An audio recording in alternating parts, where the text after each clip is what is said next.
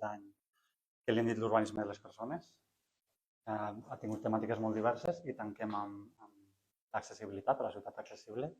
Aquí tenim un altre habitant de la coveta. Que bueno, el feien coincidir també en les proximitats del 3 de desembre, no? De les persones amb discapacitat. I el primer que volia fer era, bueno, aquestes xerrades les hem fet gràcies a l'esforç de tots els d'aquí de la coveta, però en especial de Constantina. I volia agrair-li a Constantina l'esforç que ha fet en aquestes xerrades i estirant una mica del carro i donar-li un petit detall que tenim preparat. Has de venir a fora, aquí a pantalla, ¿no? Claro. És un regalet, sí. Tu és l'obrim, de part de tots. Vale. Bueno, pues això és el primer. I després, res, també, ja ens coneixem, no? Jo soc l'Arnau, part de la cooperativa Estel, i la xerrada d'avui que es diu Ciutats Accessibles, o si volem, no sé, actualitzar la nomenclatura i coses que igual ja ens explicareu vosaltres, no? També havia pensat titular-la Diversitat funcional i espai públic i moltes altres coses més, però bueno, deixem-ho així i ja ens explicareu vosaltres, Eli i Montse, que heu vingut precisament per explicar-nos sobre ciutats accessibles. A mi em fa especial il·lusió aquesta xerrada, també em fa il·lusió que estiguem en família, també. En primer lloc perquè jo em vaig posar així en el món de l'accessibilitat abans d'acabar la carrera, just acabant la carrera d'arquitectura, i llavors des de llavors, això no sé els anys que fa d'això, però fa molts, un poco más, yo creo. Sí, 20 años, digamos. I des de llavors ja he anat amb les ulleres de l'accessibilitat pel món i ho he anat integrant com he pogut a totes les feines que he fet. En segon lloc, també em fa molta il·lusió perquè la cooperativa Estel, que va començar com a iniciativa farà 10 anys, ara l'any que ve, tenia integrada aquesta cosa del disseny inclusiu i de la ciutat de les persones des del principi. Des del moment en què posàvem la mirada en l'espai públic, si l'espai públic és l'espai de tots i de totes, l'espai públic és el lloc on tothom hem de poder gaudir, tenim el dret de gaudir de tot el que passa allà. I dic gaudir, no dic només accedir o passar o estar, perquè gaudir potser representa la manera més equitativa d'estar a l'espai públic de manera plena. I en tercer lloc, perquè em fa molta il·lusió que estiguin aquí l'Eli i la Montse avui. L'Eli la conec, com ja hem comentat, de fa molts anys, i a la Montse quan ens vam conèixer a la xerrada que va organitzar Peus a principis d'any, la manera d'explicar les coses que tenies et vaig conèixer allà, no et coneixia per xarxes com l'Eli. I, ostres, em va molar, m'ha agradat molt perquè li donaves una mirada molt valenta i molt decidida i molt transversal. Gràcies per venir aquí, gràcies també per venir aquí a prop del 3 de desembre, que segur que tenim una agenda ocupada, especialment potser la Montse que ve més del món de l'activisme o així. I ja està, us faig com una mica la presentació. Primer expliques tu, Eli, la presentació. Eliana Pires de Sousa, pels que no la conegueu, és arquitecta i urbanista especialista en el desenvolupament de projectes i estudis per a la inclusió de la diversitat funcional a les ciutats. Tens més de 15 anys d'experiència com a consultora i actualment col·labores amb diferents equips del Banc Mundial a projectes que busquen posar les persones al centre del desenvolupament de les ciutats. I la Montse, Montserrat García Blasco, estàs vinculada també des de fa més de 15 anys al sector associatiu i als moviments feministes de vida independent i defensa de la mobilitat sostenible i que has participat també en molts projectes multidisciplinars, tant d'intervenció social directa i foment de la participació ciutadana. En això també tenim un vincle aquí, amb la participació ciutadana, com de conscienciació, investigació, docència i incidència política relacionada amb l'accessibilitat i la igualtat de gènere, que també ens interessa molt aquest tema, i la defensa dels drets de les persones amb discapacitats. Dret, crec que era una paraula important per tu, el dret. Actualment és membre de la Junta Directiva de la Federació de Com, referent d'accessibilitat, i de l'Associació per la Promoció del Transport Públic, la PTP. I, com tu mateixa dius, en aprenentatge constant, i afegeixo que ets autora de diverses publicacions sobre accessibilitat, drets humans, feminismes i disseny per la diversitat. Avui tenim la sort de tenir a les dues aquí juntes, no? I ja està, passo la paraula ja a la Eli, pensar la ciutat inclusiva. I te passo la paraula i el micròfon. La paraula, això és la paraula. Es formal. Uy, yo soy un poco desastre con esas cosas. No. ¿Aquí qué estás? ¿Mejor? Sí, ¿no? Sí. Bueno, yo entiendo que hoy lo que tendremos es una conversación más, no? Ho farem en castellà perquè el meu català és una mica dolent. Puc comprendre, podeu parlar català perfectament, però m'expreso millor en castellà. Entre el portugués y tal,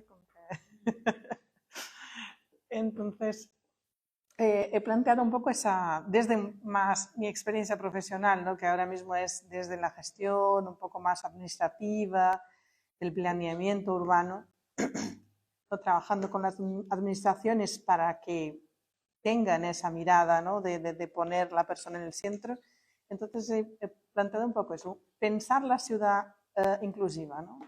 Porque es el primer reto que tienes cuando llegas a una administración porque depende también del medio por donde llegas, ¿no? A veces tú llegas ya invitado por la propia administración y eso ya es una puerta más abierta, pero a veces cuando llegas por una otra entidad, como puede ser llegar a un municipio desde la Generalitat o llegar a un municipio a partir de un proyecto del Banco Mundial o de la Unión Europea o lo que sea, llegas, no encuentras una receptividad muy abierta de miras, ¿no? Entonces, lo primero es que hay que plantear eso. ¿Cómo es pensar una ciudad inclusiva? Entonces, pues empezar. He traído un poco esa frase de Sardá, ¿no? Porque uno tiene esa idea de ciudad muy vinculada ya intrínsecamente al tema de la movilidad vehicular, básicamente, ¿no? Entonces ya, yendo muy atrás, a 1867 ya habían esas visiones, ¿no? De las dos necesidades esenciales del individuo, la estancia y el movimiento. Claro, uno cuando trabaja con esos temas llega a unas ciudades eminentemente vehiculares, ¿no? Entonces, cuando tú llegas, es el movimiento el que manda, básicamente. Y es el movimiento vehicular, si puedes pasar. Entonces, claro, si tienes esas dos actividades que dice Sardá, que es el permanecer y el desplazarse. El desplazarse, pues se ha ido toda la animación, era muy bonito, pero se ha quedado directo. El desplazarse tiene un único objetivo, ¿no? Que es el de moverse de un punto a otro, llegar de un punto a otro. Pero no es a lo que se resume la ciudad, ¿no? Arnau ya comentaba eso ya en el objetivo de esas charlas, ¿no? Entonces, hay mucho más también en ese permanecer, ¿no? Pues contemplar, jugar, trabajar, interactuar con el otro, conocerse, ver, ser visto, ¿no? Tomar el sol, practicar deporte, celebrar, manifestarse. Entonces, el espacio público en sí tiene que estar pensado para acoger todo eso. ¿Y qué es lo que todo eso tiene en común? Tanto el desplazarse como todas esas posibilidades y muchas más posibles dentro del permanecer, que las realizan personas, ¿no? Puedes pasar a la siguiente. Claro, y hay centrándonos en ese desplazar, también hay una diversidad de desplazamiento, ¿no? El vehicular, que es el dominante, está la bicicleta, los patinetes y el peatón. ¿Y cómo tiene que ser esa relación dentro de la ciudad? ¿Cómo generar ese equilibrio? Ahora mismo la situación es la siguiente diapositiva, ¿no? Es esta. Es un poco así, ¿no? El peatón es el último, en la mayoría de las ciudades, no en todas obviamente, pues el peatón es el último en ser pensado. Ahora lo que estamos intentando es las acciones y la tendencia del desarrollo sostenible es recuperar ese espacio que era antiguamente, si pasas a la siguiente diapositiva, o sea, volver al principio. Si nosotros teníamos una situación de origen en el que el espacio público, que son las calles, porque a veces también hay una equivocación desde el planeamiento y el diseño urbano en las universidades, por lo menos de hace décadas atrás, ¿no? Uno, quizás también mucho en Latinoamérica, porque es el urbanismo enseñado para arquitectos, y los arquitectos pensamos en edificios, y cuando nos traían ejercicios vinculados con el espacio público, nunca eran calles, eran parques, plazas.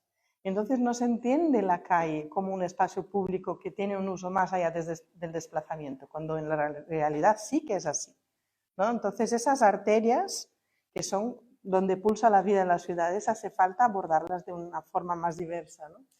Y un poco ir trayendo, es eso, en principio era todo peatón, después el peatón ha sido barrido, ¿no?, al borde de la línea edificada, y ahora lo que tenemos, que es la siguiente, es una recuperación.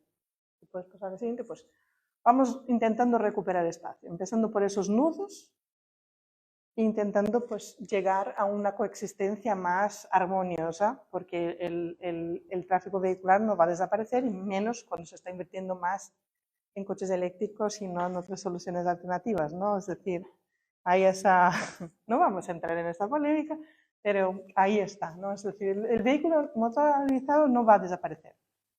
Van a venir otras alternativas, pero es necesario recuperar espacio para el peatón y promover una coexistencia más equitativa, ¿no?, más beneficiosa para el peatón.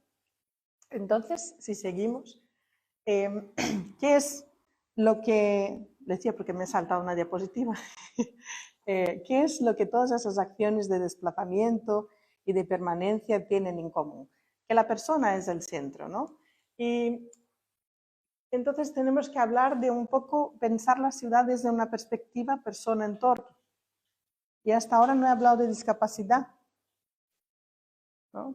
Pero ahí está, hay que entender que lo primero es esa relación. ¿Y qué tiene esa relación? Tiene muchos componentes que se han de tener en cuenta. Pues tiene una componente de salud, una de funcionalidad, la de inclusión, ¿no?, la de equidad y la de calidad ambiental. Entonces, el poner a la persona en el centro normalmente es visto desde las políticas públicas, de la administración pública, como una reivindicación casi como que genera reacciones muy paternalistas muchas veces, ¿no? Y no es así, porque el poner a la persona en el centro es un elemento básico para el desarrollo sostenible. Al final, las ciudades son habitadas por personas, no son habitadas por coches. Los coches no son los que pagan las cuentas, los coches no son los que usan el sistema sanitario después, como impacto de todo lo que tiene una ciudad excesivamente alejada del ser humano. Entonces, si seguimos, es un poco pensar que esa persona que es el centro de todo eso es diversa, ¿no? Que llegamos a una idea de que, bueno, pues, ¿y cuál es la materia que contempla esa diversidad? Desde el punto de vista técnico, pues, desde la diversidad funcional es la accesibilidad. Y eso convierte la accesibilidad para el desarrollo de la ciudad en una oportunidad para incluir también otros colectivos, como son pues, las personas con discapacidad, los niños, las personas mayores, las mujeres. Y el debate perdón, se tiene que ampliar. Y esa diversidad varía según la ciudad, ¿no? Hay una cuestión que quizás se confunda, que es cuando uno habla de accesibilidad universal, pero no existe en realidad una universalidad como tal, ¿no? Porque cada lugar tiene sus códigos, tiene su población, sus códigos culturales, sus características, sus necesidades descritas por la propia población, y eso varía mucho y incide sobre las soluciones también de accesibilidad, ¿no? En ese otros, por ejemplo, en ciudades de América Latina, como puede ser en Brasil, uno de los debates claros es la cuestión racial. Entonces, no se lleva a cabo ningún proyecto que considere a una ciudad o una iniciativa inclusiva para las ciudades si la cuestión racial no está ahí. Entonces, género, edad, tanto infancia como mayoridad, discapacidad y raza, ¿no? Todo el tema del colorismo también entra en esas ciudades como debate. Aunque parezcan temas lejanos, pues ahí están. Entonces, si seguimos, claro, ¿y por qué la accesibilidad es un medio, ¿no? Dentro de los instrumentos para... Una cosa es hablar del discurso de la inclusión, y cuando uno llega hablando de inclusión casi siempre se encuentra una barrera o lo designan a asuntos sociales, ¿no? Estábamos ahora, yo colaboro con el equipo Acceplan y acabamos de cerrar el plan estratégico de accesibilidad para Madrid, ¿no? Que es meramente estratégico. Trata de transversalizar la accesibilidad dentro de la administración, de la estructura organizativa administrativa del Ayuntamiento de Madrid, que es bastante compleja y grande, ¿no? Y Madrid en 2021 creó una Dirección General de Accesibilidad Universal. Es bastante más reciente, aunque existía con otro formato. Y entonces comentan los miembros de esa Dirección General que cuando fue creada la Dirección General, los otros departamentos y unidades organizativas del ayuntamiento lo que dijeron fue, uy, qué bien, ahora esto de la accesibilidad lo llevan estos, ¿no? Y entonces estos llegaron y dijeron, no, nosotros estamos aquí para apoyar todo lo que tenéis que hacer vosotros en esa materia. Entonces, claro, hace falta esos instrumentos. Y uno de los instrumentos que tenemos para que las ciudades sean accesibles e inclusivas es el marco normativo. Nuestro querido marco normativo, ¿no? Que no es estático, que se va renovando. Aquí en España pues tiene una trayectoria muy liderada por las comunidades autónomas y desde el 2010 es el Estado, ¿no? El que viene intentando por lo menos mantener unos mínimos un poco equitativos dentro de lo que es el territorio, pero muchas veces no se es consciente de cuál es el peso, ¿no? De la accesibilidad en el diseño urbano, por ejemplo, ¿no? Porque es decir, como materia, cuando tú llegas a alguien diciendo, yo soy especialista en accesibilidad, y entonces te llevan a lo social, y dices, hombre, que dentro de lo que es técnico, las normativas de accesibilidad regulan muchísima cosa. El ancho de aceras, ¿no? Es algo esencial para la distribución. El ancho mínimo de las aceras está en la normativa de accesibilidad.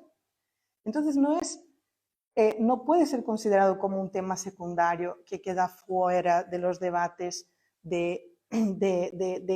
sobre el modelo de ciudad que se quiere seguir. No puede ser que esté un tema que tiene un peso suficiente como para determinar, un ejemplo, el ancho mínimo de las aceras, ¿no? Entonces eso tiene que estar incorporado. Es como solo un ejemplo de una foto, cuántas cosas hay que están reguladas en la normativa de accesibilidad. Entonces la normativa es ese primer instrumento. ¿Por qué? Porque es una cuestión de derechos. El derecho al espacio público tiene que ser garantizado y entonces empezamos por ahí, por un marco normativo consolidado y eficaz, pero no basta con eso, ¿no? Podemos seguir. Luego, otro instrumento que a mí me gusta introducir es siempre el de la cadena de movilidad accesible. ¿Qué quiere decir? Esto es... Cada metodología que yo voy a empezar para un proyecto, yo cojo esta cadena y la desgloso en el proyecto que voy a hacer. Y es un instrumento que me gusta llevar siempre a los técnicos porque es interesante, porque genera una empatía o genera una visión más global. Eso quiere decir que hay que tratar la accesibilidad o la inclusión con una secuencia de acciones. Yo tengo que ser capaz, esa es como la escala ciudad. De salir de mi casa, caminar por el espacio público, subirme a un medio de transporte público, caminar otra vez por la ciudad y llegar al destino que yo desee. Si es un edificio de uso público, ese edificio de uso público también tiene que ser. Cada acción que yo realizo en esta cadena, desde que salí de mi casa hasta que llegué a mi destino, es un eslabón de una misma cadena. Si falla un eslabón, la cadena no funciona. Y eso se puede, si cambias, adaptar a a todo tipo de situación. Entonces, si nosotros entramos un poquito más en lo que son los espacios públicos urbanizados, pues hace falta como acción, ¿no? Orientarse, comunicarse, circular, acceder a los diferentes espacios y servicios que hay alrededor, hay disponibles en el espacio público. Tengo que poder permanecer en ese espacio público y tengo que poder utilizar todos los elementos disponibles ahí también. Es como una visión básica.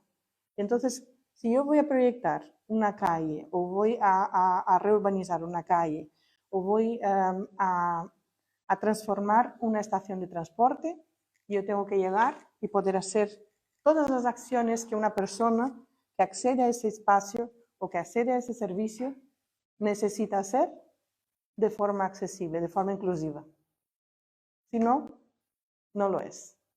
Y eso trae muchos. Hay proyectos, por ejemplo, hace un par de años o el año pasado, no me acuerdo, trabajamos con un tema de patrimonio en la ciudad de Khiva, en Uzbekistán, y era un tema patrimonial volcado al turismo.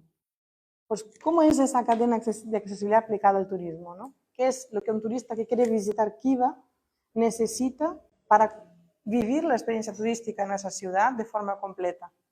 Desde que está en su casa buscando información hasta que vuelve a su casa, ¿no? Entonces, esa es una herramienta útil que no está regulada, pero que es útil para entender y pensar la ciudad accesible. La siguiente sí está regulada. Entró España, dentro de lo que nos peleamos siempre con el marco legal, es un país que en esa materia tiene un marco legal muy interesante y muy rico y muy completo. Y en el 2010, cuando el Estado español quiso unificar un poco, traer para sí la responsabilidad de poner unas pautas generales para las normativas de accesibilidad, en una de las pequeñas peleas que hemos ganado es incluir el itinerario peatonal accesible como un elemento regulado. Y la comprensión de ese elemento es que hace falta, para eso de desplazarse, concebir la idea de origen-destino en los desplazamientos a pie. Esa idea es inconcebible que no esté para los coches. Nadie piensa en proyectar una calle que el coche llega y de repente se encuentra con un muro y no puede seguir adelante. ¿Ya? Se siente, cómprate un todoterreno y ves por... No, eso es verdad que no se concibe, ¿no? Pero los peatones, ¿cuántas veces llegamos a un punto que dices, ¿y ahora por dónde tengo que ir para ir seguro, para ir bien? Eso es muy común. Entonces, esa es la idea que se intentó introducir y tiene un gran valor que se ha introducido legalmente, es esa, es de que hay un espacio que es una especie de túnel virtual que se desarrolla por toda la ciudad, que tiene unas características en el plano del suelo, en el plano de la relación con espacio público y privado, en la relación entre el túnel mismo y el espacio del carril, ¿no?, vehicular, y el nivel también de techo, que tienen que ser garantizadas como mínimo para que la movilidad sea inclusiva. Y bueno, ahí está como el túnel aplicado en planta, ¿no?, que hay como dos formas de analizar y donde están los puntos críticos siempre son las intersecciones con otros tipos de recorridos. Y la siguiente herramienta, por supuesto, es la participación ciudadana, porque no se puede pensar una ciudad inclusiva sin saber qué necesitan, qué piensan, qué esperan, qué desean, qué planean las personas que habitan esa ciudad.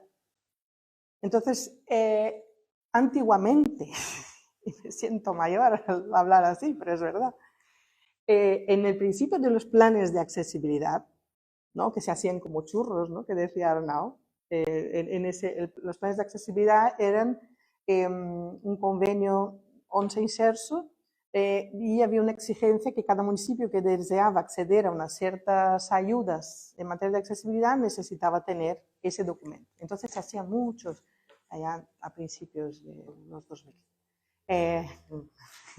Y entonces los planes de accesibilidad tenían unas pautas mínimas que eran por ámbito: vía pública, edificación, transporte y comunicación, que era transversal a las anteriores, y luego había lo que se llamaban unas mejoras al plan.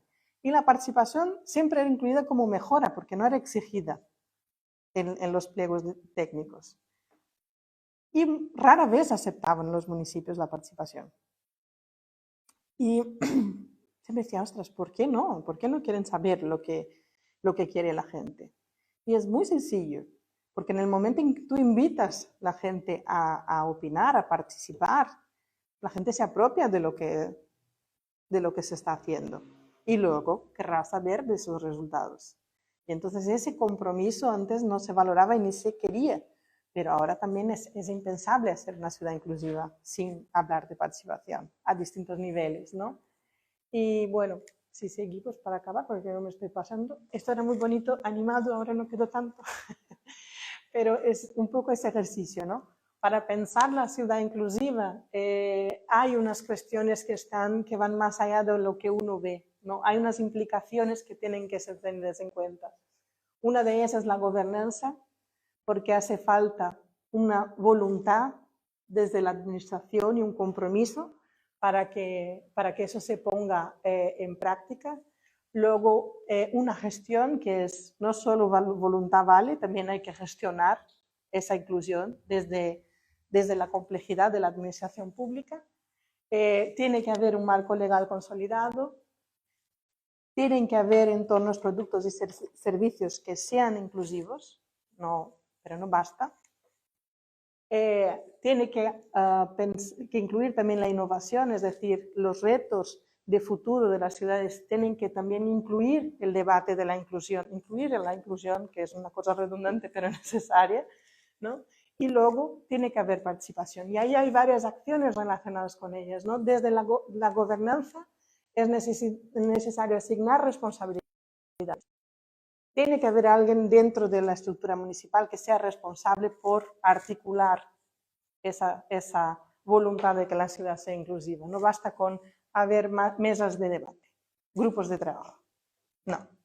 Tiene que haber una persona o una entidad, un organismo, un departamento que se responsabilice, ¿no? En la parte más asociada con la participación es necesario conocer lo que quiere la población e informar de lo que se hace. Luego, seguir y monitorear, ¿no? No hace falta solo decir lo que se tiene que hacer, hay que hacer un seguimiento. Transversalizar la inclusión en todo. Hay intersecciones con otros temas, como hemos hablado, como es la cuestión de género y discapacidad, tienen intersecciones muy serias que a veces no son tenidas en cuenta y hay que, a veces no, casi nunca, y hay que traer ahí, ¿no? La parte de garantizar derechos esenciales, ¿no? Hay que cubrir, estamos hablando, ampliando el debate, pero uno nunca puede descuidar de lo mínimo, ¿no? De lo básico. Parece una tontería, pero no lo es. Promover acciones concretas, actualizar, fortalecer competencias, hace falta formación. A veces uno cree que es suficiente, pero no lo es, porque estás formando los técnicos de urbanismo, los técnicos que llevan edificación, pero hay otros servicios que se ofrecen en la ciudad y que, de no ser accesibles, también van a excluir, ¿no? Garantizar el cumplimiento, es decir, fiscalizar. Las leyes son muy bonitas, pero si no hay una fiscalización, no se van a cumplir, que es mucho lo que pasa en Latinoamérica, por ejemplo, ¿no? Transformar, mejorar y mantener, es decir, lo que es no producir nuevas barreras y la manutención tiene mucho que ver con que no se produzcan nuevas barreras, ¿no? De lo existente, tanto en entornos como productos y servicios. El diseminar buenas prácticas, a veces un ayuntamiento cuando es muy grande, algunos departamentos hacen cosas que no llegan a darse a conocer ni internamente y eso hace falta también, ¿no? Innovar, pues avanzar de forma inclusiva, atraer y sensibilizar, involucrar a los agentes externos. No solo la administración pública es responsable por la accesibilidad, como si bien sabemos por el plan de terrazas y ciertos colectivos, es decir, hay más personas y profesionales que no están en el ámbito público, sino que están en el ámbito privado y tienen su responsabilidad con esa inclusión. Y hace falta llevar ese tema a esas personas, pero llevarlo, y finalizo con la siguiente, intentando hacer entender que la accesibilidad en sí y la inclusión no son una materia social, sencillamente. Son un instrumento que actúa y activa otros aspectos, ¿no? La igualdad de oportunidades, una mejora de usabilidad, una mayor eficiencia coste-beneficio, una mayor eficiencia urbana, una ventaja competitiva, estamos hablando también de una población muy envejecida en Europa, ¿no? Y sobre todo la sostenibilidad. Entonces ese es un poco, y aquí me quedo, lo que quería traeros un poco ese debate, esa visión más amplia y desde lo administrativo y el planeamiento, cómo se puede y se debe incluir a las personas en el centro de todo lo que hace la administración. Muchas gracias. Me he pasado de tiempo, realmente. Y ahora aquí la miramos. Ay, te tengo que pasar la palabra. Es como la pipa de la Espera, a ver, no sé si... És que m'ho poso mirar perquè creo que con los collars... ¿Pasa aquí? A ver. Se sent? Sí? Sí? Vale, fantàstic. Y ahora aniré bastant... Coincidiremos con muchas cosas con Eliana, ¿vale? Passa. Sí, passa. Bueno, jo començo, igual que l'Eri també comentat, no? Que ja es basava molt en el cronòmetre per enrotllar-me mucho.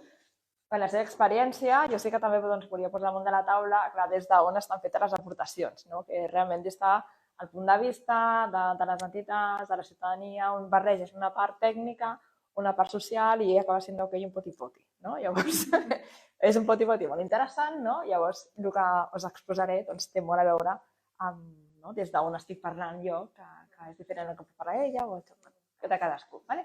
Vinga, passa. Vale, passa. La primera pregunta que us feien és, bueno, per qui està pensant l'entorn? No? Molt bé, que això, que hi ha moltes coses que considerem, no? I sempre era com el gran debat de la gent normal, la gent no normal, una gran discussió que vaig tenir, jo què sé, fa molts anys, també a la Diputació, amb el tema de la campana de Gauss, los extremos, los percentiles, no sé què, no sé quantos, no? Llavors, el que tenia moltes ganes era com de construir aquesta idea de normalitat, no? Llavors, passa. I nosaltres, que tant en quant fem fricades molt grans, vam dir, doncs anem a començar a sumar tots els diferents col·lectius i perfils poblacionals que tu m'estàs dient que no estan dintre aquesta normalitat, llavors comencem a qüestionar les coses. Llavors, ens han començat a donar que amb les dades de l'INE, de l'IDESCAT, al final, deies, la normalitat què és? És barbiquent, vull dir, el que ens han venut des de fora, que és la normalitat, és un estereotip de persona que és blanca, és jove, és prima, no té càrregues de cures i nunca li passa nada. És a dir, més ara que estem ja a campanya de Nadal, clar, comencem a mirar quin tipus de persona surt a la tele i als anuncis. Allò és la normalitat? Comencem a desconstruir-ho. I, a més, al final hi ha gent que és com, bueno, no, perquè jo soy normal. Dius, bueno, al final el refranero es muy sabio y quien no tiene oreja tiene la cebolla. Passa. Llavors, la idea que sempre defensem, igual que comentava l'Eli, de posar la persona al centre, és tenir en compte que les persones són diverses, que tothom es mou, percep, interacciona amb l'entorn de manera diferent, que al final el normal és realment ser diferents, que cada persona és única i que la ciutadania som diversitat. Passa? I que la diversitat ens enriqueix, és a dir, cada persona és com una pinzellada que quadra, que és totalment diferent, en forma, en color i demés, però que són totes necessàries per poder construir aquesta pintura i és la societat al final. I no oblidem, i aquí ja començaré amb la meva paraula favorita, com ha dit l'Arnau, que és una qüestió de drets. L'Eli comentava una miqueta el marc legal tècnic que hi ha, però nosaltres fem referència a un marc internacional, que és la Convenció Internacional dels Drets Humans de les Persones amb Discapacitat, que és com una cosa més específica del marc general, i el que ens hem de qüestionar és si hi ha persones que no poden accedir a determinats espais, fa no gaire no podien ni votar, etcètera, qüestionem-nos també quin marc de ciutat democràtica o entorns democràtics tenim.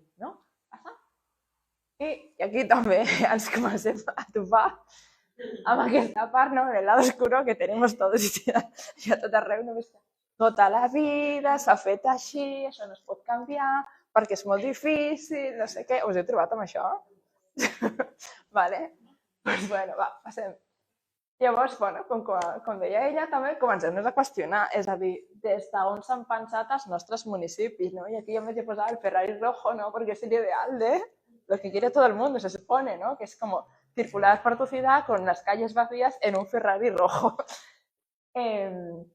No, doncs, bueno, qui ha dissenyat, no? Aquestes ciutats, aquests municipis i per què, no? I és una cosa que també ens costava molt quan treballàvem amb la base social i amb les entitats, és com, bueno, es que esto se ha hecho así, ¿no? Y dices, bueno, pero es que algú ho ha dissenyat. Vull dir, o sea, las calles, las cosas no han caído del cielo así, ¡ting! ¿No? Han aparecido una ciudad, sorpresa. No. Vull dir, algú les ha pensat, no? I la manera, o sigui, és a dir, els valors, les creences, els prejudicis que té la persona que està dissenyant, no? Tant siguin polítiques públiques, com sigui un carrer, com sigui el que sigui, no? Acaben reflectint-se amb allò que fa. Vale? Per tant, la primera part, no? Era com més començar-nos a construir nosaltres mateixos, no? Per molts motius, no? A construir aquesta part que diem capacitisme, no? I bueno, comencem a mirar també qui està a l'espai públic i qui no està. Això és molt interessant, quan es fan intervencions a l'espai públic, mirem qui hi ha, qui no hi ha i per què no està. I per què passa tot això, no? Llavors, molts cops també cal qüestionar-se, depèn del que es faci, si hi ha vides que tenen més o menys valor, no? Perquè això està en plena actualitat ara mismo. I que la conquesta dels drets humans, els drets de molts col·lectius, es reflecteix en si estan o no també a l'espai públic amb igualtat d'oportunitats. I posar també, perquè no, al final hi ha aquesta mirada androcèntrica, també el tema de només pensar per anar a itineraris laborals, què es considera feina, què no es considera feina, també posar el tema dels euros, perquè, com tenim de privatitzat o no l'espai públic, que se suposa que és públic però no és del tot públic, pensem, no? Passant. I aquí comença a fer paral·lelismes, que hi ha diferents imatges. La d'aquí dalt és una escola que segregada per sexe, que ja això fa tampoc no pas gaire, que tot tens edificis separats, depenent de si ets un nen o una nena. La segregació també racial, que hi havia als Estats Units, i això ho reconeixeu, la botiga d'Apple de Barcelona, que ha fet 2 obres i tu acabes entrant, no entres per la porta principal, sinó que has de dir-li a algú que t'obri una porteta que està a l'altra banda. És a dir, quins valors t'està reflectint això? És a dir, perquè començar a veure que el disseny sí que genera relacions de poder i sí que reflecteix determinats valors. És a dir, no vull dir que s'ha reformat 2 cops tota l'estructura interna i encara no hem aconseguit que sigui plenament accessible. Passant. Amb això què volem dir? Que hi ha, és a dir, que molts cops aquest discurs biològic, en el nostre cas, o mèdic, ha justificat aquesta discriminació i ha creat com 2 realitats paral·leles. És a dir, tu entres als llocs o entres als hotels pel pàrquing i per les cuines, perquè ningú ha pensat que una persona amb discapacitat pot fer turisme, com comentava l'Eli, i ho fèiem també amb això, les dones no són suficientment fortes, no hi ha dones ciclistes, és com aquesta segregació. I quan parlem del món del medi rehabilitador, que això ho hauré sentit molt a l'àmbit de diversitat funcional, és que no pots participar a la societat fins que se't consideri, entre cometes, curat o curada, o t'assemblis a l'ideal de normalitat lo màxim possible. Passa. I aquí també perquè comencem a qüestionar altres coses. Això era Sant Antoni, la història d'un banco que desapareció, el tema que ha comentat també de no és només un espai al carrer de circulació, sinó que és un espai d'estada, de gaudi, de generar relacions i vincles amb el teu territori. La terrassa es va acabar menjant el banc, per no generar confrontació, l'Ajuntament va trobar el banc. Una campanyeta, el veïnat d'allà i tal, però no hi banco. També tot el que té a veure com dissenyes l'entorn per les persones en situació de sensellarisme, tot el que té a veure amb aparafòbia i el tema de la infància, de no juegues a la pelota, no juegues a la bici, no hagas no sé qué, y al final las pintadas se acaban la falacia, entonces, no podemos jugar, ¿Qué fem? Passem. I aquí és on veníem també, el que comentava també l'Arnau, de com intentem incorporar aquesta mirada d'interseccionalitat i com veiem que les coses es van entrecreuant, no? I que potser va haver-hi un dia que van dir, bueno, potser el que més de qüestionar és el marco, és a dir, no? Si comencem a ser moltes persones, molts perfils diferents que més s'entrecreuen, els que estem fora d'aquesta normalitat i som expulsats de l'espai públic i de tots lados, comencem a qüestionar-nos el què. I aquí va ser doncs, quan ja fa uns quants anys vam començar a conèixer les companyes de Col·lectiu Punt 6, Netqual Sari, Sayamushi i el Company, i vam veure que hi havia tota una connexió, perquè l'organisme feminista el que estava defensant és posar al centre de les ciutats la ciutadania, les persones, les seves vides quotidianes, la diversitat i les cures, per l'espais de convivència d'aquesta diversitat, de seguretat i igualtat d'oportunitats, i nosaltres, des de la part de l'accessibilitat, el que estan defensant, vam veure que eren coses com molt semblants, que era parlar d'entorns comprensibles i segurs, que promou l'autonomia, garanteix la igualtat d'oportunitats, totes les persones, totes les edats i tots els àmbits, i fa possible aquesta convivència de la diversitat i l'exercici de drets humans, perquè encara que se'ns oblidi, l'accessibilitat és un dret humà. Passa? I aquí, aquesta l'he afegit avui, que era com, potser parlar una miqueta més, encara que fos una mica per sobre, de com estem començant a treballar des de quan abordem el tema de l'urbanisme o el tema de la ciutat. És a dir, ara sí que portem 3 anys fent més projectes que ens està costant que són aquest engranatge entre la part dels feminismes i la part d'accessibilitat. Llavors el que fem és treballar tenint en compte aquestes 4 esferes de la vida quotidiana. Les activitats productives, les reproductives, el que té a veure amb les cures i les tasques domèstiques, l'esfera comunitària i l'esfera personal. I d'aquí ens van sortir com 5 eixos, que sobre els quals, si aneu seguint tot el que fem de la ciutat viva, regenerem i tal, estem allà com anant eix per eix i mirant com hi ha aquest engranatge, tot el tema de ciutat jugable i falta el coeducadora, ciutat habitable, tot el tema del dret a l'habitatge i a viure a la comunitat, també amb aquesta perspectiva, ciutat activa proveïdora, tot el tema que tu necessites també per poder viure, poder comprar el teu menjar, els teus serveis, ciutat sostenible i connectada, que veure directament en temes de mobilitat i transport públic. I l'altra part que estem allà posant-nos que despertés és la ciutat cuidadora, i que va en com tens en compte les cures, no només en el que fas, sinó sobretot en com ho fas, perquè això marcarà també qui hi ha i qui no hi ha, els processos participatius i, per tant, en lo que tú harás. Pasa. Vale, passa. Aquí anirem bastant de pressa perquè també ens he fet una introducció que estava molt bé. Jo torno a insistir, ja sé que soc molt pesada, però quan parlem d'accessibilitat no estem parlant d'un favor ni d'una cosa, vull dir, és un dret, si no hi ha accessibilitat, les persones, a més, no poden exercir els seus drets a tots els àmbits de la seva vida. Vull dir, no és només que hi hagi un eslau o que no puguis pujar al bus, sinó que si no pots pujar al bus tens menys oportunitats laborals, etc. Que suposa projectar els principis del disseny per tothom i que s'ha de fer al mateix temps des de la perspectiva física, sensorial i cognitiva. Això és molt important perquè ara que farem l'examen veureu que hi ha moments en què has d'arribar a consensos i hi ha un procés de negociació que a vegades són complexos per arribar a veure un determinat carrer. Que ha de ser integral, com les galetes, ha d'estar a tots els àmbits de la vida de la persona i a totes les etapes de la vida, cosa que a vegades també se'ns oblida, que és una cadena, com explicava l'Eri, i on el manteniment és clau. Hemos puesto la cadeneta con el osito de tous, perquè si ens gastem un fotimer de diners en connectar 2 barris amb un ascensor o posem ascensors a, jo què sé, a Plaça Espanya, a Metro, que està costant allò moltíssim, però no mantenim els ascensors, aquesta cadena que ja parlàvem, que ja completament trencada, el servei no és accessible, per aquest manteniment.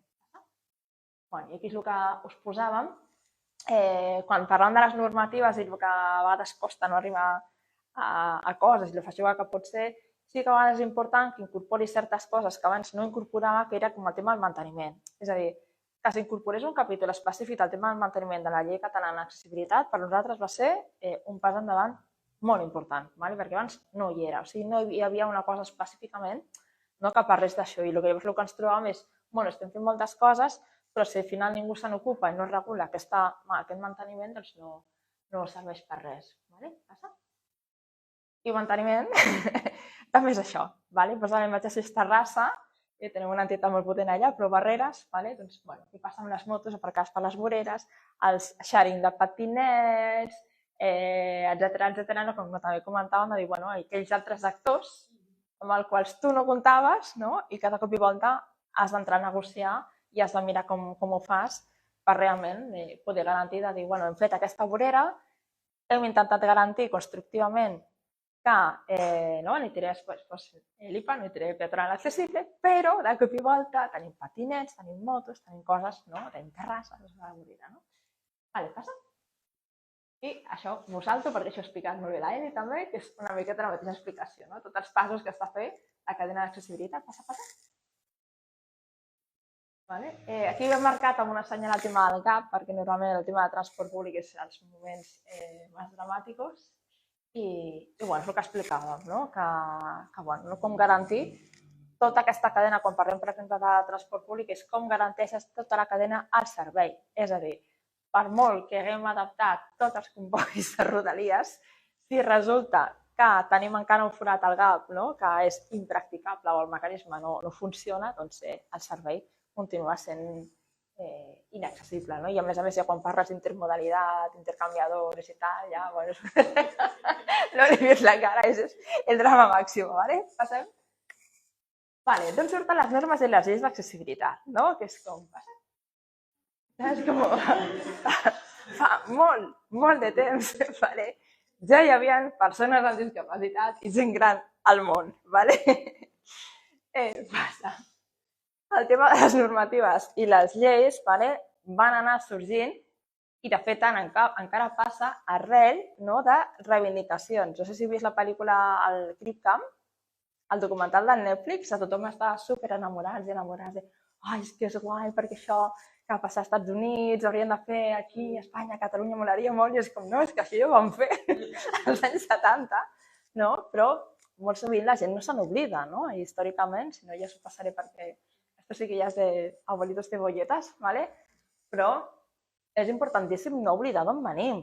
Venim també d'uns tancaments, de la generació de polio, perquè el Covid no és la primera pandèmia que tenim, de gent que es va adonar que no podia sortir ni a casa seva ni podia fer absolutament res. Llavors, ens trobem en un moment que tenim de cop i volta mogollon de gent jove amb discapacitat física. Per això sempre va avançar primer la part d'accessibilitat física per davant d'algunes altres, com la cognitiva, per exemple, perquè la capacitat d'incidència, monitorització i reivindicació dels col·lectius va a ritmes diferents. I les lleis acaben contemplant, després de llargs processos de negociació, allò que més, sobre el qual es reivindica més, és la tancada del CEREM. A Barcelona és molt coneguda, i d'aquí van sortir els primers decrets, als anys 80, la LISM, etcètera. I el que dèiem, que aquestes normatives d'accessibilitat surten habitualment del procés de reivindicació del col·lectiu i procés de negociació que parla de mínims a complir. No és allò de i fem metre 80, imagineu-vos un itinerari peatonal accessible de metre 80 a les Rambles de Barcelona. Cuidado, que el flujo de movilidad no es el mismo, és un mínim. Hi ha necessitats d'accessibilitat encara no contemplades. A l'últim decret encara els sistemes alternatius i augmentatius de comunicació pràcticament ni hi són. Després que hi ha moltes noves casuístiques que tampoc no tenim els scooters, lavabos, etcètera.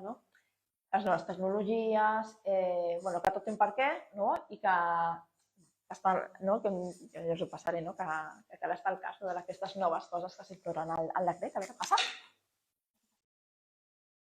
I això, és molt important entendre el per què de les coses. És a dir, no és només agafar la normativa i dir doncs mira, ara aquí farem una franja de paviment tàctil i ens han deixat unes rajoles molt fantàstiques, però que en lugar de ponerlas así, van a quedar mejor si las ponemos, queda más bonito, ponemos la rajola així, l'altra allà, tal i qual, Llavors, si no s'entén que aquelles rajoles, aquells encaminaments tenen una direcció concreta i funcionen per allò, perquè tu localitzis el pas de vianants, ens estem trobant les vegades que tu li has deixat el paviment allà a la persona que ha d'executar l'obra, però de cop i volta no estan ben col·locades. no? Sí que té les mides adequades perquè tenia guixat al terra, però ha posat les rajoles, bueno, com d'això, no? Passa. Vale.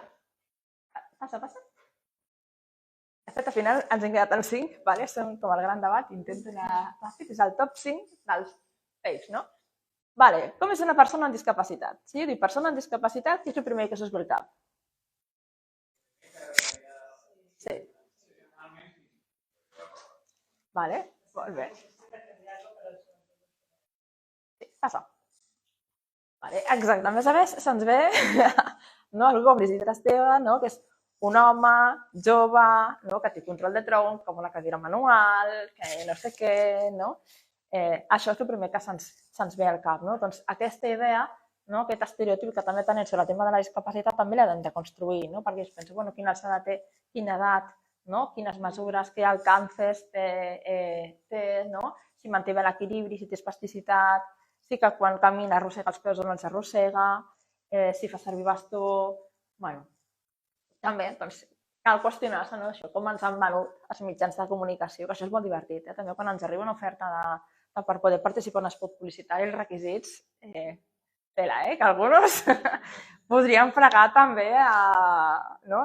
Tenemos un hombre blanco joven que dius, molt bé, no? Estem reproduint altres qüestions que potser caldria repensar-se, no? I això és molt important perquè aquest estereotip ha marcat també fins i tot les pròpies normatives d'accessibilitat. És a dir, les lagunetes 2 centímetres i més no era perquè, bueno, jo amb la cadira de rodes manual, doncs jo lo subo. Vale? Tu intenta pujar, depèn de quina és laguneta, amb una elèctrica, per exemple, no? Com vas amb una caminadora arrossegant els peus, etc. O els espais, no? Això es nota molt amb el rai de gir. No, una elèctrica no gira al mateix espai que una manual. La manual tu fas així i gira sobre pràcticament el teu eix. L'altra no. Passa? Bueno, aquí es posava això de les noves tecnologies, no? Que també ens està costant tant, a lo tonto hem passat 10 anys pràcticament, que estem començant a regular l'accés al transport públic a persones amb scooter, amb caminador.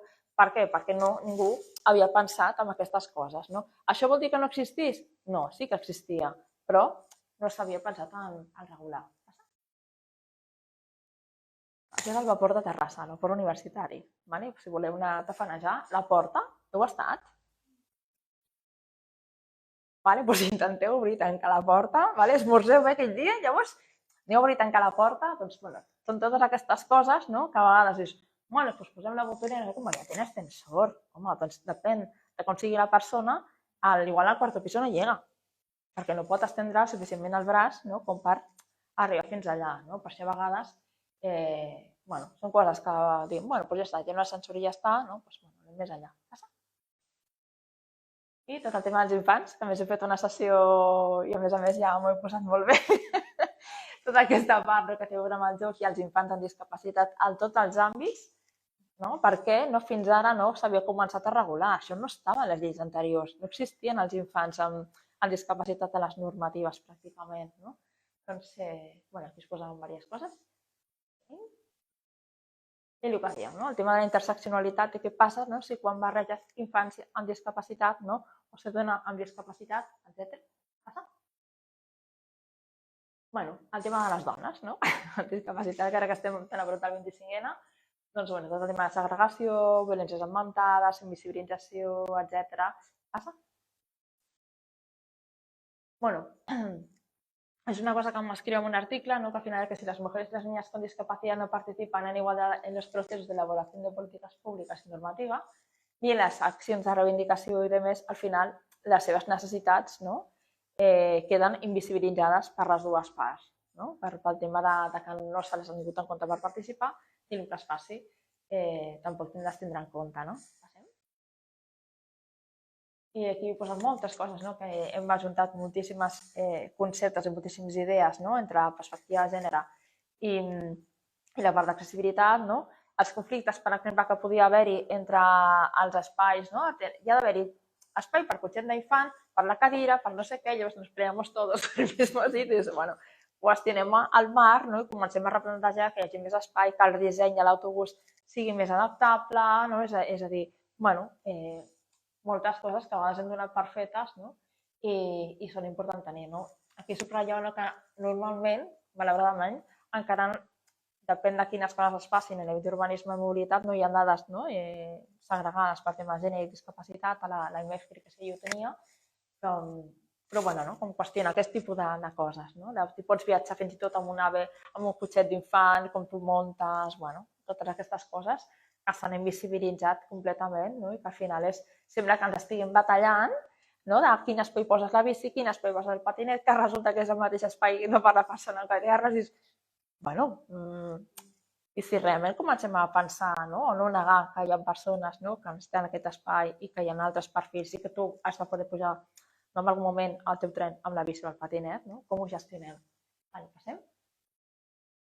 I aquí també posa on són les dones, no? Que almenys jo he tingut la sort de créixer amb algunes que per mi són absolutament referents, com la María José Vázquez, però de fet són les que acaben estant en primera línia de foc, per dir-ho d'alguna manera, de transformacions urbanes a tot arreu, no? Però que habitualment, llavors, quan algú ha d'intervenir els mitjans o que sigui, resulta que està el president, que és un home, no? I acaben invisibilitzades, no? I costa tenir-les com a referents. Vale, passem? Vale, aquesta sí que és pregunta d'examen, Vinga, Pau. Els carrers sense vorera són els més accessibles per tothom. Ai, vinga, va. Passem que anem... Em sap greu que m'estic menjant molt de temps. Bueno, aquí el gran qüestionament també no és si el fet de ser plataforma única, que també no ha sigut una moguda, doncs sí per si mateix, no? Pacifica o no pacifica, o s'acaben generant altres coses, el que passa amb les persones cegues, no? Que no poden identificar on és l'espai de perill i no ho és. Bueno, i aquest és molt curiós, això és Gràcia, no? I era com anàvem amb el company també, anàvem com reproduint el mateix perquè els cotxes continuaven passant pel mig a la mateixa velocitat. Vale? Passa? Us ensenyaré. Bueno, això ens va costar bastant. Va haver-hi un conflicte molt gran amb això de les plataformes úniques, que de fet aquí a Catalunya s'han posat d'acord, i la proposta que vam construir conjuntament, no els diferents col·lectius, és la que s'ha quedat en el futur decret d'accessibilitat, que no sé quan s'aprovarà. Però, bueno, tenim els documents estan en obert, no? I és tot el tema de les botoneres, el quadre cromàtic, els pictogrames, és a dir, tota una sèrie de coses de dir, vale, fem-ho accessible, però trobant aquest consens entre les diferents coses. Passa. I això lliga també amb moltes coses que no estaven regulades. Jo crec que, de fet, quasi ni s'havien pensat quan s'havia començat a fer les normatives d'accessibilitat, que és l'urbanisme tàctic. Què fem amb aquestes coses que aniran cap a millor, però poden generar com noves barreres. Ja que havíem posat, són les primeres proves pilot, a Gràcia, a paviment tàctil, d'aquests que és com més fàcil de posar, tal i qual, i ara sí que avui no és que no tenia la foto, però és allò de dir, estem agafant espai, que és que Sabadell també ho estic fent, però no només és pintar. Ojo també amb el tema de pintar, perquè hi ha gent que ja no sap, vull dir, quan tens molts colors al codi és com, hosti, ja no sé què és el que és, no? Però són coses amb les quals hem de seguir treballant, que van més enllà de la normativa, però que estan basades en les necessitats dels diferents perfils de la ciutadania. I ja passem. I l'altra és aquesta, perquè si resulta que també agafàvem més espai per vianant, però no estava connectat de cap de les maneres, això ens ha passat a diferents entorns escolars, també pensem en aquesta continuïtat de posar una rampa. Seguim. Això és Terrassa. Està la Paula Sirvent i demés, que aquí també tindrem molts bons exemples de coses que estan fent per anar avançant. Passem. La norma es passa amb les mesures als lavabos i als itineraris de vianants. Passa. Això té molt a veure, com que sabia que més o menys estaríeu diferents arquitectes per aquí, no? És com, clar, és que els lavabos que semblen... Algú em va dir que parecien sales de baile. I va ser com... Vamos a ver, ¿vale? No, però era com... Ostres, és que pensa que ja has de poder entrar a una cadira, has de poder girar, has de poder fer la transferència i, a més, molts cops, si heu vist la pel·lícula Intocable, el tema de l'assistent personal, és a dir, és que el tema de les cures, dissenyar tenint en compte aquesta perspectiva, és començar a pensar que a no només hi ha una persona, és que hi ha dos, i les dos se tienen que poder mover, i han de poder fer les transferències i tot allò que hagin de poder fer. Passa? Aquí ens deixem també un altre decret que tenim al Parlament, és l'assistència personal, que també és molt important per nosaltres, aquesta figura, porta més de 10 anys, hi ha un documental que us podeu descarregar i tal i qual. Passa? El tema també que s'està treballant molt dels canviadors inclusius que estaven a Barcelona per a l'altre, suposo que a l'estiu que ve tornarà a estar-hi. Passa? I les amplades, el que ens va mostrar el Covid, que de cop i volta era com tothom es va adonar que els carrers de les seves ciutats no eren accessibles perquè no complien tot això. Llavors, el fet que fa poc també ens vam haver de discutir, no, és que mai es creuen 2 persones en cadira de rodes, perquè l'amplada 90, tens prou, no sé què. Doncs no. Vull dir, estàvem 2 carrets de la compra i ja era com, és que caurem. Passem? Aquesta també és de plena actualitat. Posarem una escala mecànica i millorarem l'accessibilitat del barri. Què? Com ho veieu?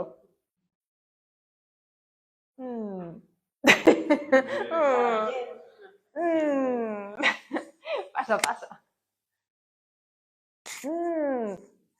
Us he fixat en les enganxines?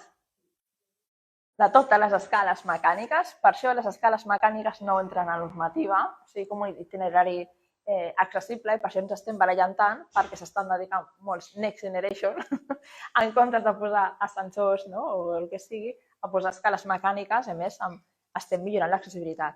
Persones amb dificultats d'equilibri, cotxes d'infant, cadira de rodes, etc., no pot pujar per escala mecànica. És més, si caus, el pollastre el tens tu. I això a vegades passa, hem gestionat algun cas. Per tant, donem-li la volta, perquè al final qui pot pujar per les escales mecàniques un altre cop? La persona jove, que va sense carrito de ningú tipus, sense infant, etc. I a més no lleva tacletes, i les tacletes també tampoc no. Les persones cegues tampoc, els gossos pigalls enganxant les potetes, això, que ho sapigueu, no és legal per això. Només posar altres exemples que evidentment, s'estan fent en barris complicats. Passa. El tema de l'accessibilitat cognitiva, com he comentat abans, també són d'aquelles coses que estan encara per regular. I també perquè només pensar que només era per persones passa. I això, passa. Això és Badalona. Heu estat a Badalona? Ho he anat a la platja des de l'estació. Suposo que heu baixat les escales, però això passa en molts llocs. És a dir, també, si fem una intervenció per fer accessible un itinerari i no la senyalitzem, perquè ens entrem aquí i dèiem, y era como cruzamos, en plan de habíamos mirado y era accesible, en plan de, y era como llegábamos, ¿no? Pues el pal que estaba aquí amb un código QR tal y cual, sí, no t'explicava res, jo t'explicava la història de l'edifici al lado, el cartell tampoc. Llavors, això que sembla una tonteria, s'ha de cuidar, perquè fins i tot hem rebut moltes queixes de l'estació de Sants, no és accessible, perquè l'ascensor està ubicat fora, la gent no el troba, quién no s'ha perdut en l'IKEA, quién no s'ha perdut en el Corte Inglés, coses que passen, que és important tenir-les en compte. I que això, si tens discapacitat física o intel·lectual, genera una angoixa brutal i fa que les persones al final no hi acabin anant. Passa? Sí. Accessibilitat cognitiva va molt relacionada amb Sí, perdó. Sí. Sí, és que és relativament recent. Crec que l'Aina també comentava el fet d'orientar-se a saber on estàs.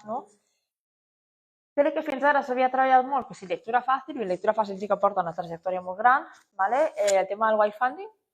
Llavors la gent li havia donat per poner tiras de colores por todos lados para señalizar cosas, però va bastant més enllà. El que passa és que jo crec que encara està treballant per mirar quins són els indicadors com a tal, és a dir, hi ha diferents publicacions que t'estan explicant una miqueta el moment de sinapsis, no sé què, tal i qual, però que té a veure que tu sàpigues on estàs i saber per on vas, és a dir, si tu vols anar a un lloc, com hi vas, No? Això, si voleu, ja crec que estan com enllaçades les publicacions d'abans, però és el que us deia, són temes que són absolutament necessaris, que molts cops s'han anat fent perquè sí, per temes de seguretat i per altres temes legals, no?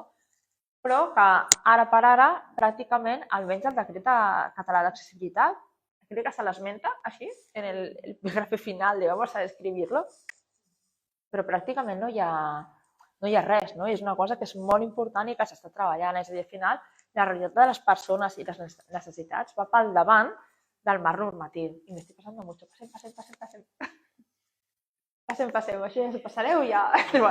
Vale. I el mas del mas, passa. No es preveu que hi hagi persones amb discapacitat. Aquest motiu, diferents articles del decret català va ser pel qual van dir no se aprueba, el decreto con esto no se aprueba. Passem. Això té molt a veure amb que molts cops se'ns veuen les persones amb discapacitat com si fossin mobles. Bueno, te dejamos estar ahí, pero estás quieto y no molestas.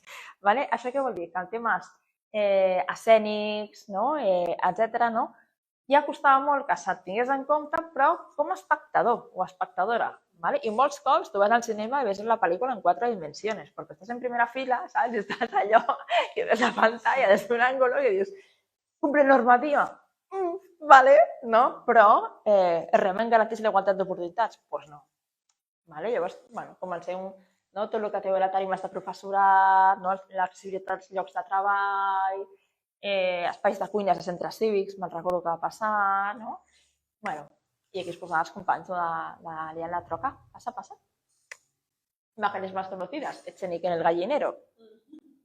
Com que no s'havia imaginat mai que ningú amb discapacitat pogués arribar a exercir aquests rols de poder o presa de decisió, doncs per què no vamos a hacer accesible? I això la Virginia Felipe, que també va jurar, i la Laura, passa.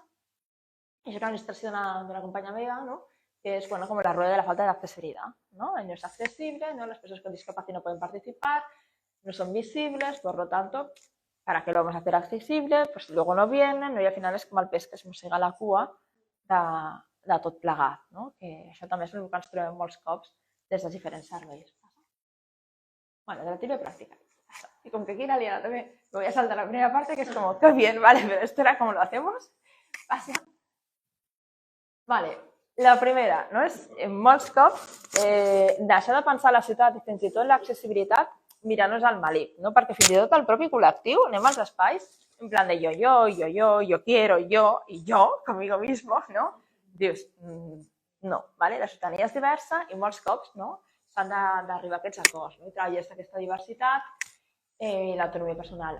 La part de la participació, la taula de diàleg, estic com, a veces parece como la última cena, estem allà tothom xerrant, és molt important, però l'Eli també comenta diverses coses que em pensa que són superimportants, que és tot en el marc legal, en els planes, però la part operativa és hem de poder parlar amb la gent que té competències sobre aquells temes, perquè sempre se'ns deriva la part social, que dius, bueno, es que la parte social no gestiona los tiempos de paso del autobús ni el mantenimiento de la rampa.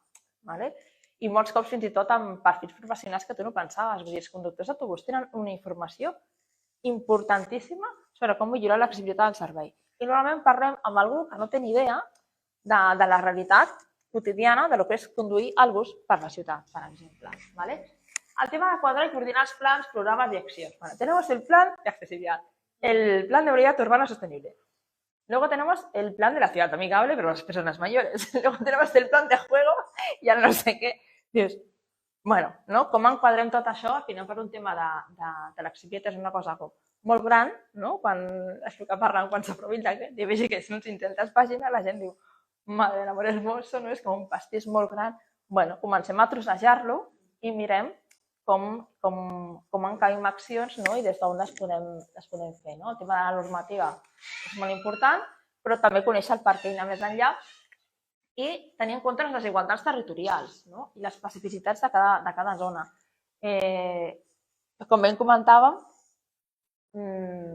normalment fins i tot aquí a Catalunya quan es parla d'accessibilitat es parla de Barcelona i dius, molt bé, però Barcelona és una part de Barcelona, perquè, ojo, com estan els barris de muntanya, i després que Catalunya no és només Barcelona, no? I que cada territori té necessitats i especificitats diferents que s'han de tenir en compte a l'hora de poder avançar o implementar determinades actuacions. No? Passem? I ja com resumint, que ja tengo que fer tard, això que tinguin clar que l'entorn pot generar discriminació, que no és neutre, que reflecteix valors, que tot pot ser massa gran o massa petit, absolutament desajustat a l'escala humana que es necessita. Que al final és una suma de factors i de consens. Per mi això és importantíssim, no és la suma de la part física, sensorial i cognitiva, que l'espai públic és un espai de convivència, que tan important és detectar qui hi ha com qui no hi ha. Ja és el final del final. Que tot això suposa molts cops que com a professionals sortim de la zona de confort. Perquè la part del lado oscuro, volent que no, tothom la tenim, des dels diferents llocs. Vull dir, les entitats i tot, també ho tenim, i cal qüestionar-se les pròpies resistències, ni a vegades provar coses i tal, vol dir sortir d'aquesta zona de confort. I resumidament, volem saber que és que les ciutats han d'estar pensades per persones reals, no per un ideal de persona que al cap i al fi no existeix, que al final tot el món té una cebolla, que la ciutadania és una diversitat, i que l'espai públic ha de garantir aquests drets humans i fer possible aquesta diversitat garantint igualtat d'oportunitats. I aquí hi havia un mirall, també, perquè pensem que som invulnerables, tal i qual, però és que en el millor dels casos ens farem grans. Llavors aquest mirall també era per mirar-los i dir, quan siguem grans, on volem viure, com volem viure, amb qui volem viure, perquè això, no per molt que ens plantgem les arrugues, és que és igual, vull dir, ens farem grans i les nostres possibilitats i manera de funcionar ens canviarà. Aquesta era la imatge que us havia passat, que al final el que volíem anar a petar és, això és una jornada que es va fer de ciutats vivibles, és de repensar-ho tot des d'aquesta vessant, des de les interdependències humanes, de com conjuguem aquesta part tècnica i aquesta part social per humanitzar la part més tècnica, que al final no és només la part social, humanitzem aquesta part social, tècnica, perdoneu, i no es veu gaire, però era un fil que anava ajuntant a tothom i perquè al final el que volem és una ciutat vivible per tothom, per totes les persones. I això també quan es diu, és que esto es muy difícil, no se puede hacer nada. Bueno, si hem aconseguit arribar fins a la Lluna, per en Smart Cities, Smart Mobility i de més, hi ha coses que no pot ser tan impossibles, és tancar aquestes barreres i ja, l'última de l'última, passa, que ja hem acabat, que és això, que fàcil no és, que entenem que molts cops és complicat conjugar les coses, però que impossible tampoc. Jo he fet altres coses, per tant, això també ho podem fer. I jo m'he passat moltíssim, m'he passat els dos, però ja està, ho deixo aquí. Merci. Ai, molt bé, merci. Merci. Molt bé. Esteu vius encara? Sí.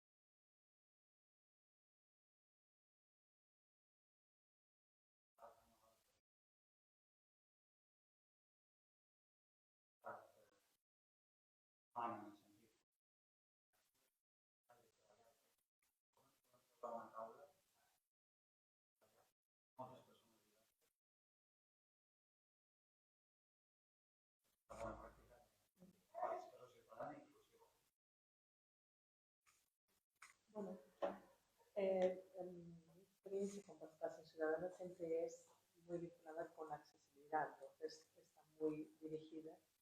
En los últimos años sí que vamos, o sea, que donde voy también con el equipo, con el banco, por ejemplo, va de la mano con el tema género.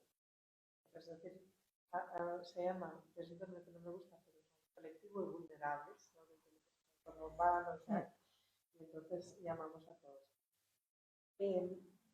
Es que depende de la herramienta que utilices. Yo creo que lo más interesante de la participación es, primero, las etapas, ¿no?, que hay dentro del proyecto, que no sea una cosa solo en un momento, sino que sean en diversos momentos, ¿no? Primero, ya cuando estás empezando, para conocer qué es lo que esperan o desean.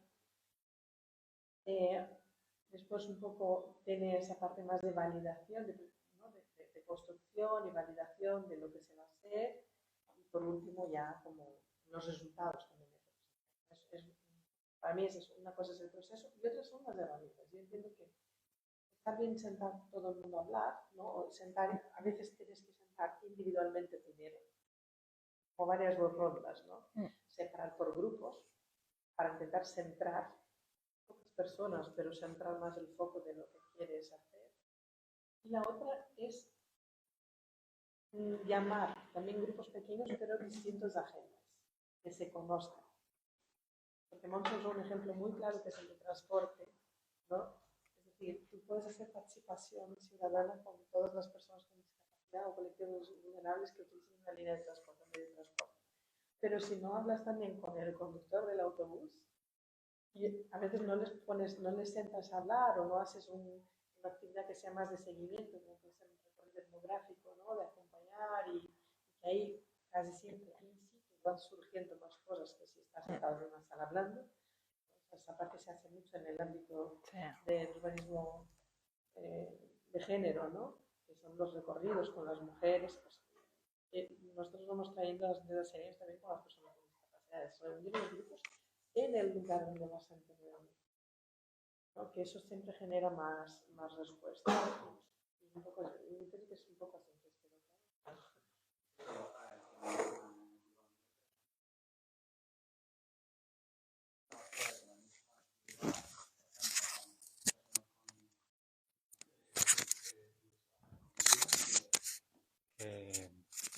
No sé, que con personas que van en silla de ruedas o que con una diversidad de personas. Pregunto, això és el que pregunta. El que pregunta és la herramienta para hacerlo. Es el que estoy preguntando.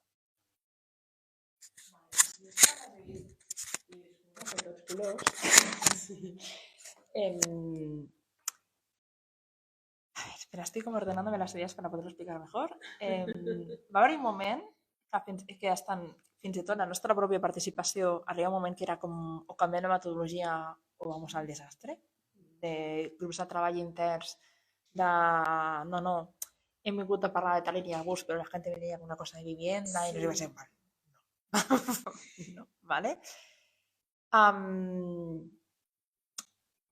I amb l'administració hi ha hagut molts moments també molt complicats, perquè fins i tot jo recordo moments d'enviar-te una convocatòria 3 dies abans, sense una ordre del dia i sense no sé què, i era com, vamos a ver, no? Llavors, sí que vam començar a construir certs criteris que això també, si voleu, ens els podem passar. És a dir, hi havia un moment de tal disbauxa general, no?, de com ens convocava l'administració a les entitats, que vam decidir construir un posicionament de participació ciutadana nosaltres com a ECOM i aprovar-lo per assemblea. I van dir, y todo lo que no cumpla esto, no vamos. No? Del tema, un tema superimportant, tema de tempos. No? Depèn també de en quin horari convoques, saps que tindràs un perfil de tècnics d'entitats o un perfil de persones directament. No?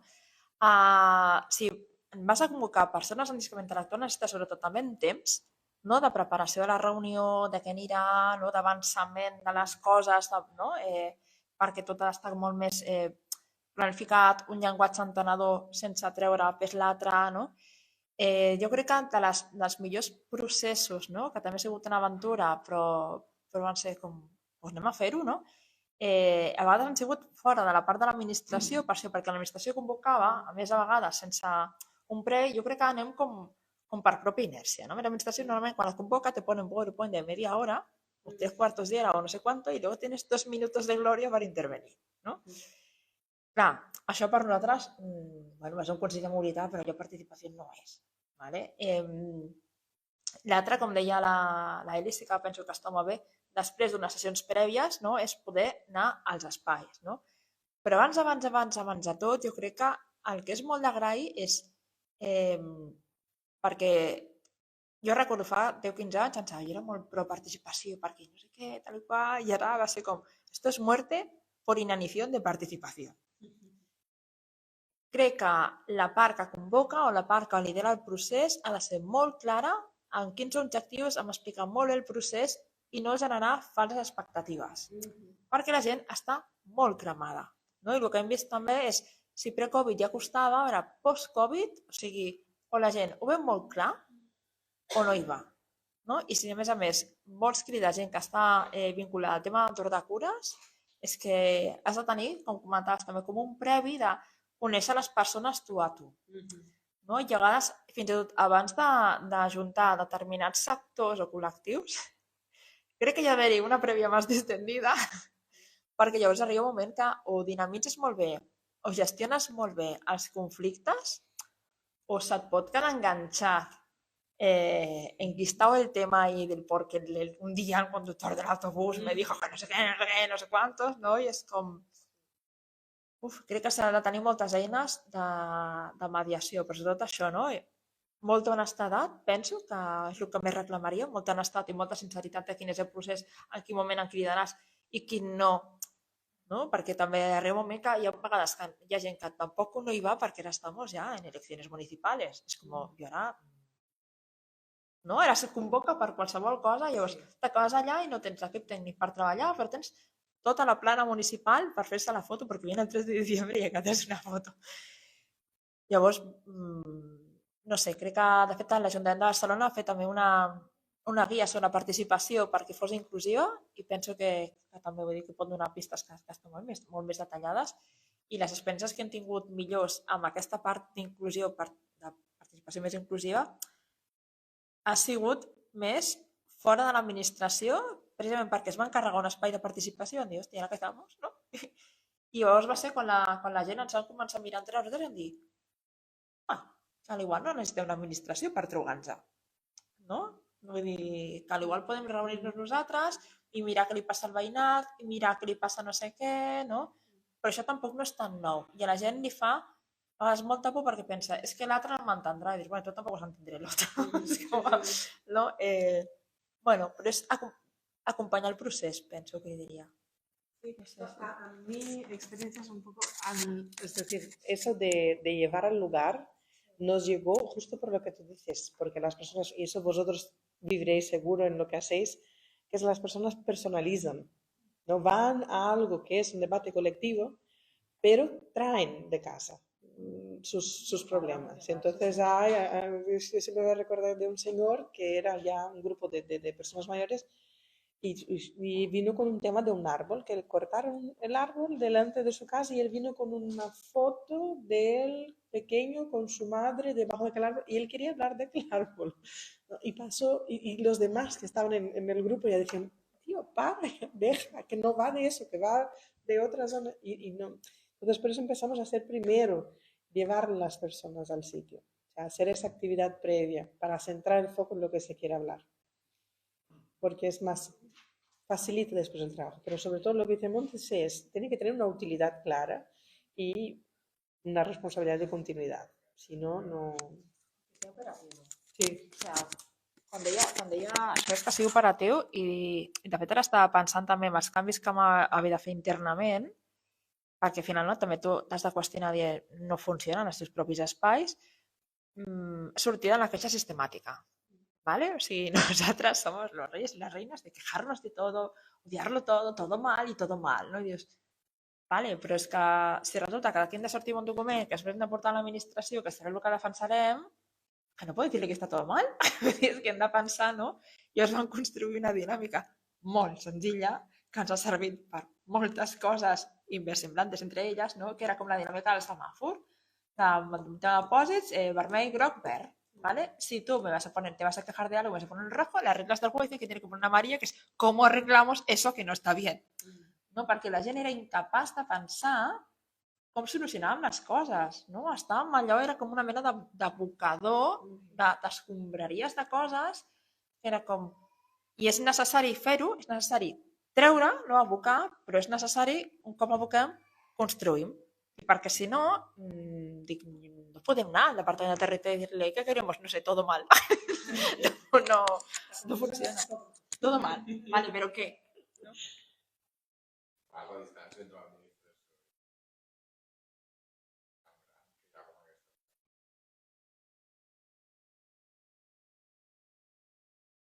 pensava en el que dèieu, que amb el tema de l'accessibilitat estava repetint com moltes de les xerrades que hem fet d'altres temes, com aquesta necessitat de com la transversalitat, o com per exemple parlàveu de l'accessibilitat com a dret i com a través de l'accessibilitat podem garantir molts altres drets.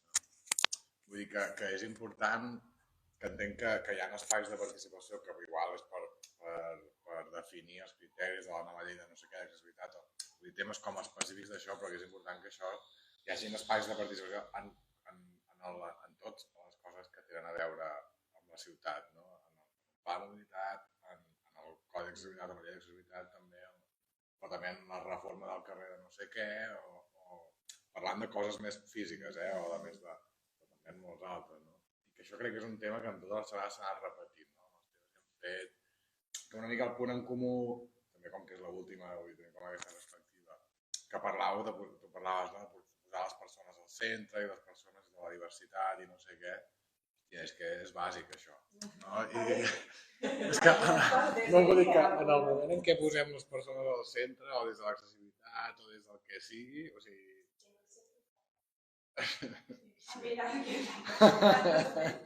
La sentència, això podria dir l'Armegre també. No, però que està molt bé, que és ben interessant també. I que no és tant una pregunta, sinó una reflexió, que molt interessant les dues xerrades. Jo sobre això sí que podria dir que també era com...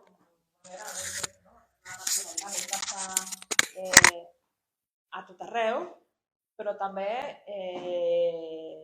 jo ho qüestiono molt, i precisament ara vam parlar amb en Pau de com sostenim l'activisme, saps? Vull dir, perquè això ningú no en parla, vale? Però és molt important, no? És a dir, majoritàriament la gent que està a les entitats, els moviments socials, no?